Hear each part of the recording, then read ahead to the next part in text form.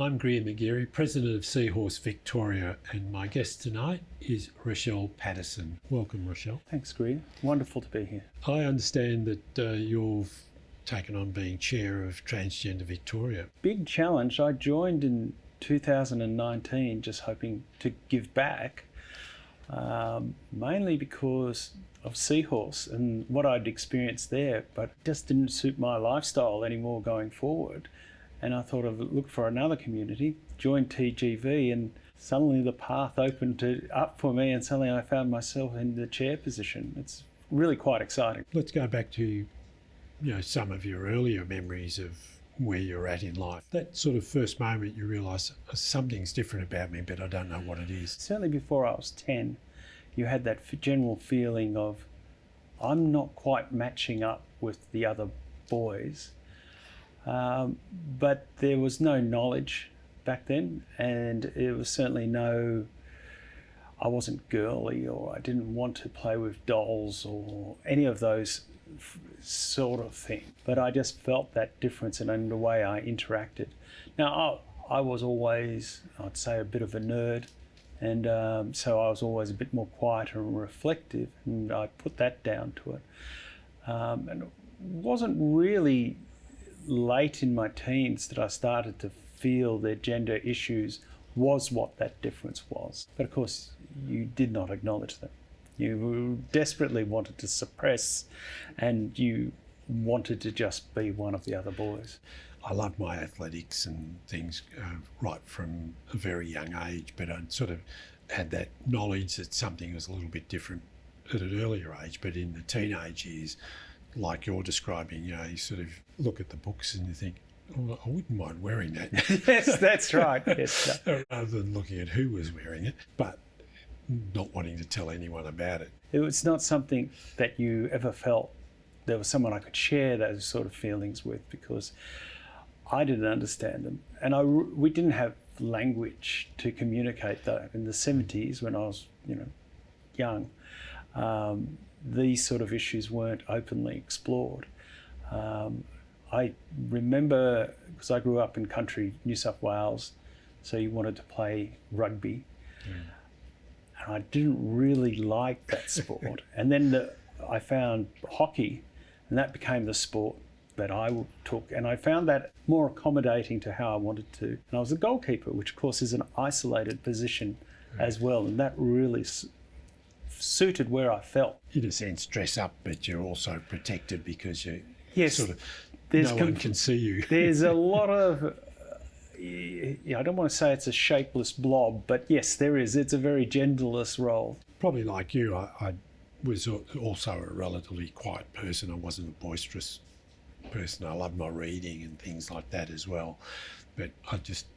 particularly cross-country, you get out and run by yourself, and occasionally with a club mate, and might talk about different things, but definitely not that. No, it's just that different perspective on things and where you feel more comfortable adapting. From going from school, I gather you went on to uni? From Wagga Wagga, I came down to Melbourne in Year 9 to go to boarding school. And then from there went across to Melbourne University to do law commerce. Being isolated from the family would keep that feeling rather more suppressed? Yes, and because you're also stuck in communal living, a boys' boarding school is not the place to explore your agenda.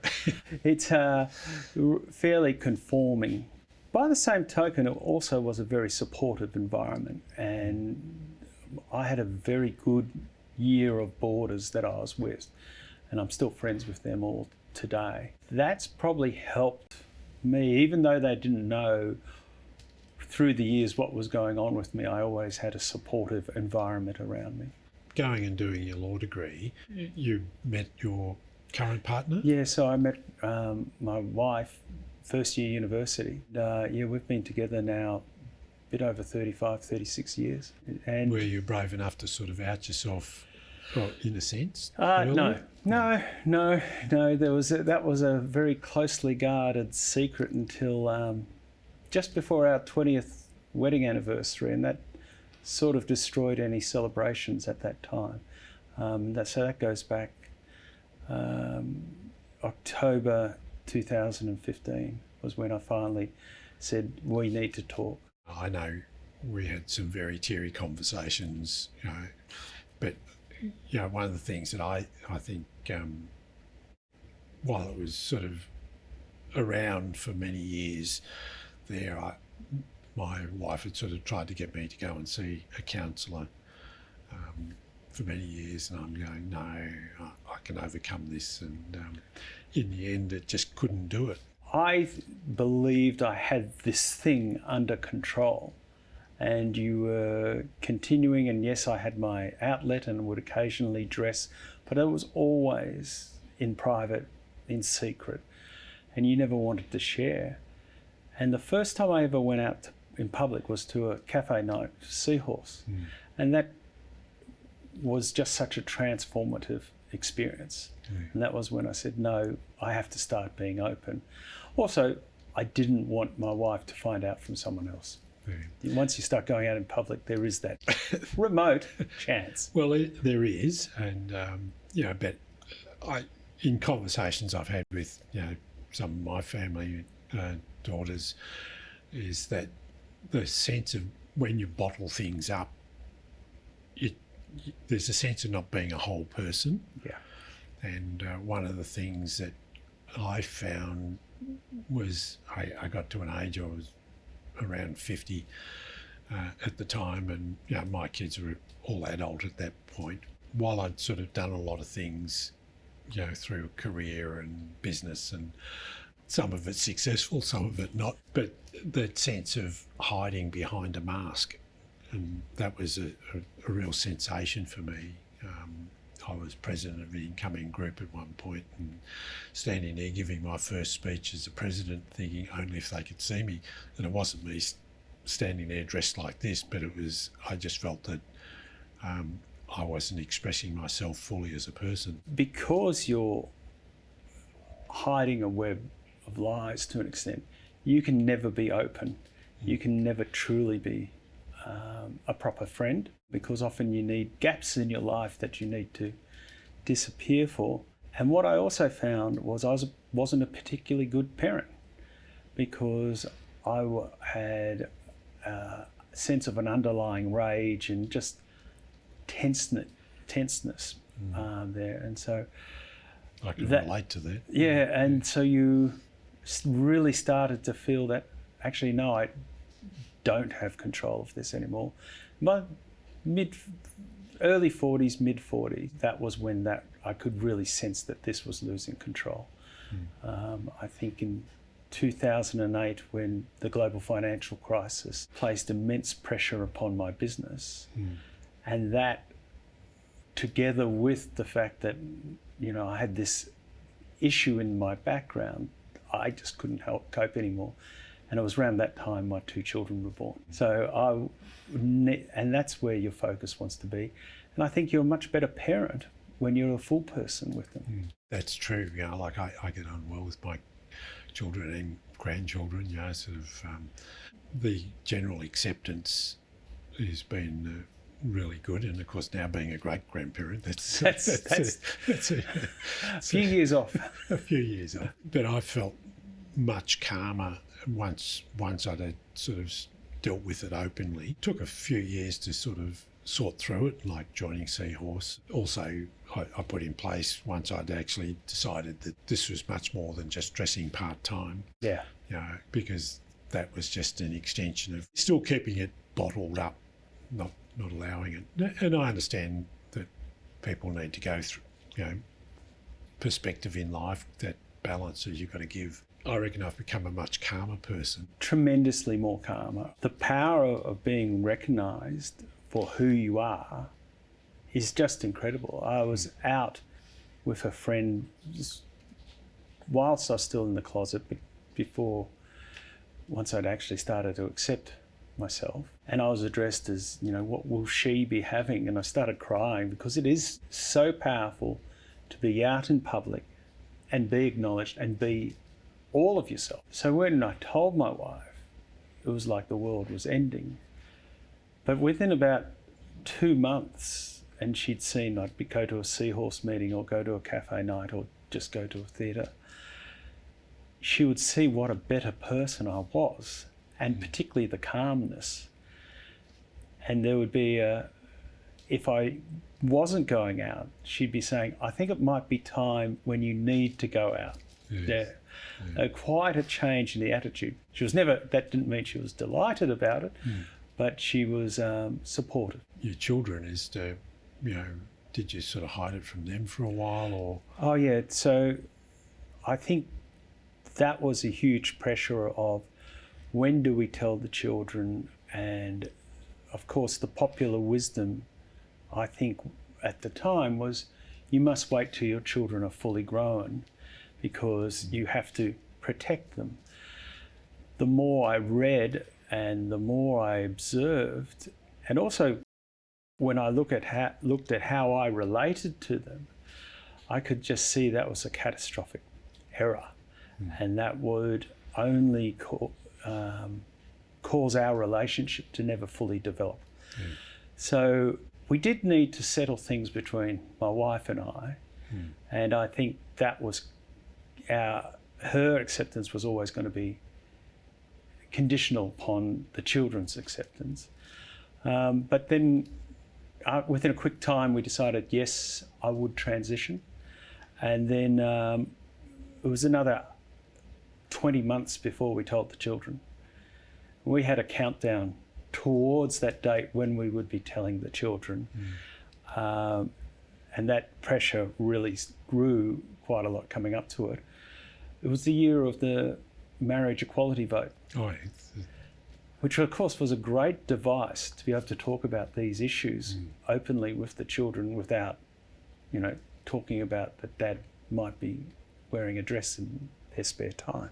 We put a lot of time into that, and I think ultimately, having got through that, their acceptance was extremely quick. They thought it was a joke. In fact, a lot of people thought it was a joke. I did an interview with one of my daughters several years ago for one of the YouTube series of transmission. She more or less said, well, at first I thought it was funny. Yes. But she was adult at the time. But her son, my grandson, who's now 18, has accepted me right from the word go. Yeah. Doesn't matter which way he sees me, whether I'm in just a shirt and jeans or dressed. They're dealing with me as a person and what I do. And more importantly, they're dealing with all of you as a person. And yes, you are calmer as a result. Well, I am. I'm a far better parent now. My observation for years of being involved with social support is that most people seem to be, once they're fully open about themselves and got that perspective, that are a sort of calmer type of person.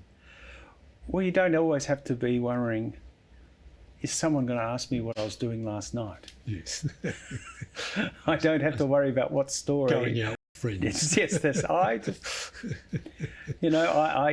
had a late night, which might have been, 6 a.m. out of the Peel. But, we just gloss over where it actually was. That's right. And that sort of then comes back to your career and work and things like that. How did that side of it go?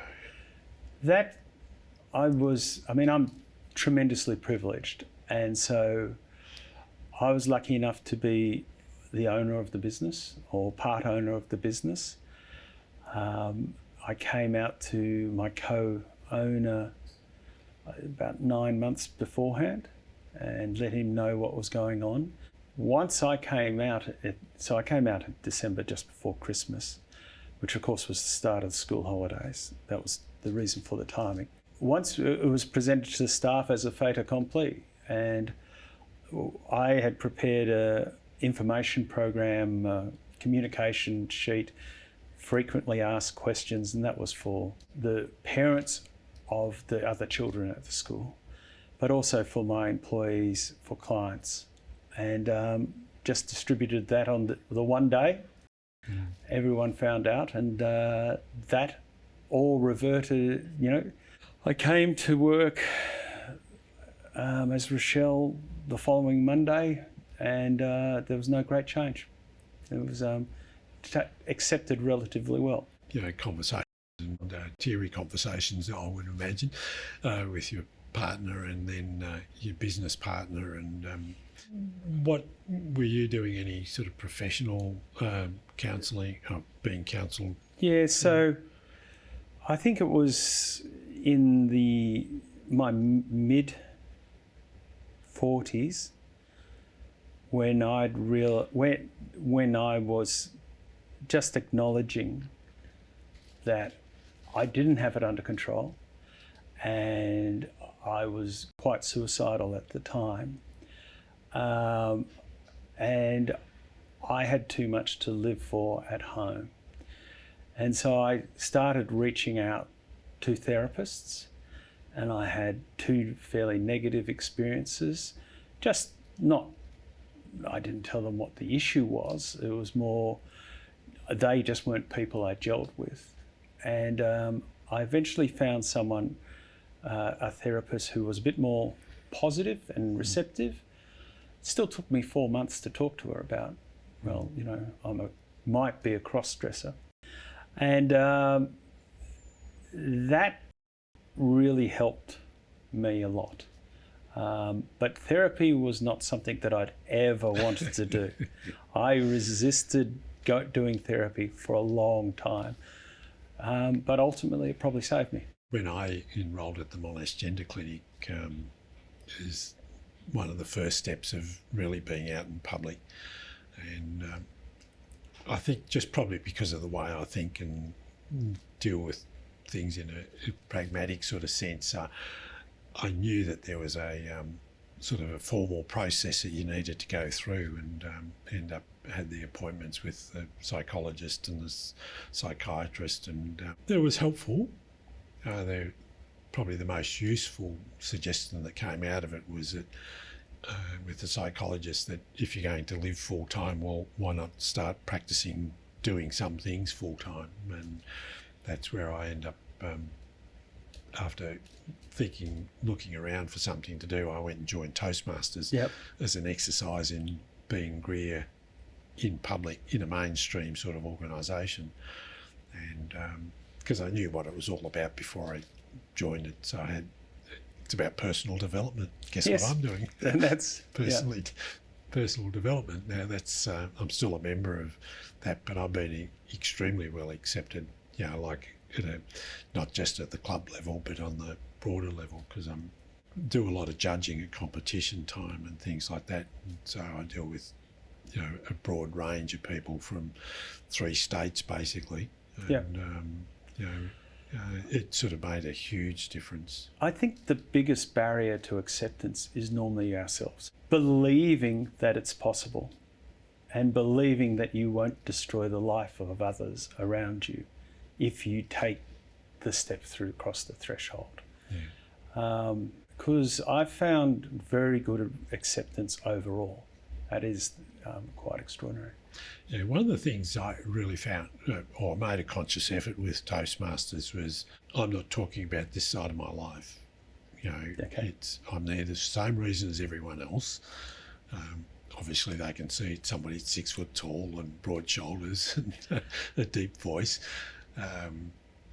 But if somebody asked me outside the structure of the organisation, I was happy to talk to them about it, because I think I was skillful enough I'll give as much information as I need to give without giving away too much at the same time. And that's really become so much easier for a lot of other people too, because I know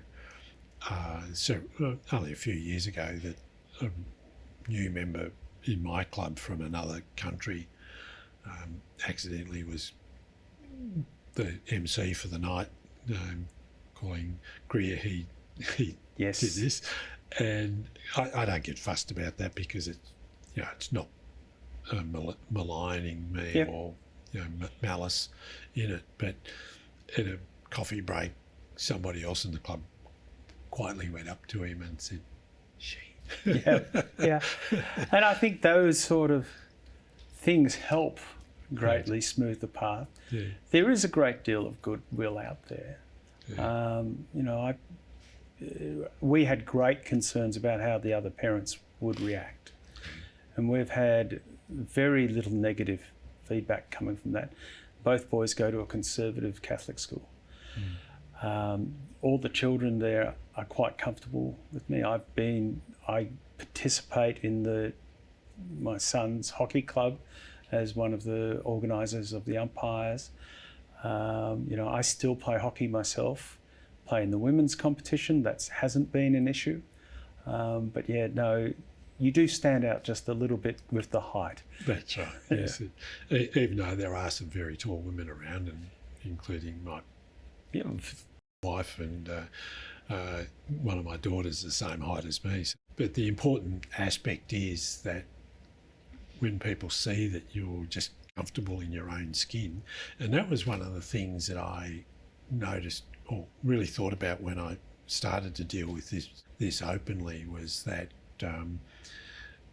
when I'll use the example or analogy of, people will ask somebody, who do you admire? And they'll all go Nelson Mandela, Mother Teresa, When I sort of really thought about that, the thing that I admired was, even in some people I didn't overly get on well with, was that they were comfortable in their own skin.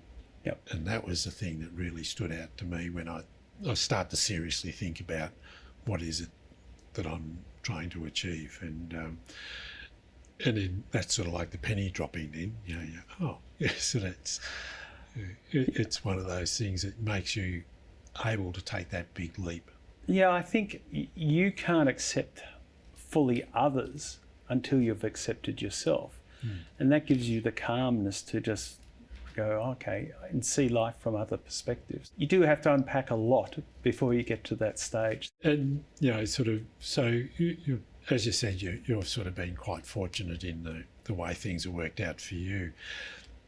Just going back to now taking on the role at TGV, what do you... TGV, or Transgender Victoria, really, it's played such a critical role from an advocacy level for such a long time.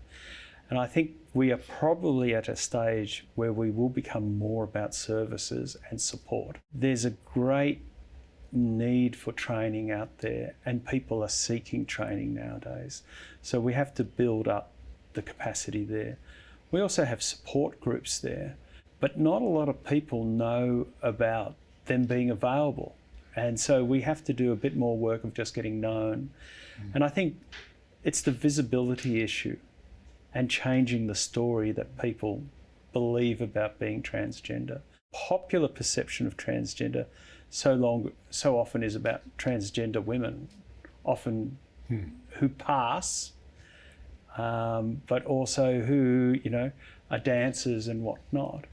I think we're changing that narrative and just saying it's that story has never been true. And moreover, now it's more so we have the non-binary people, you have the trans-masculine, and it's quite a different story, and it's quite complex, but it's not scary.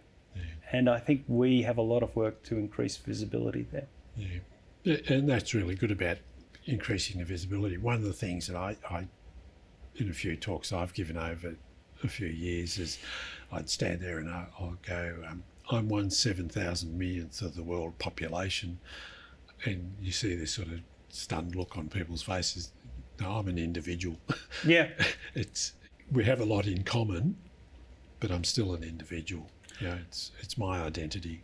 I've always been fairly taken by that short poem, me, we. Yeah. We are all part of the community, but we have to be me and fully accept me before we can be part of we.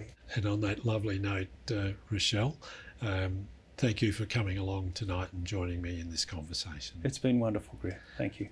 I'm Greer McGeary. My guest tonight has been Rochelle Pattison. Thank you for watching Bent TV.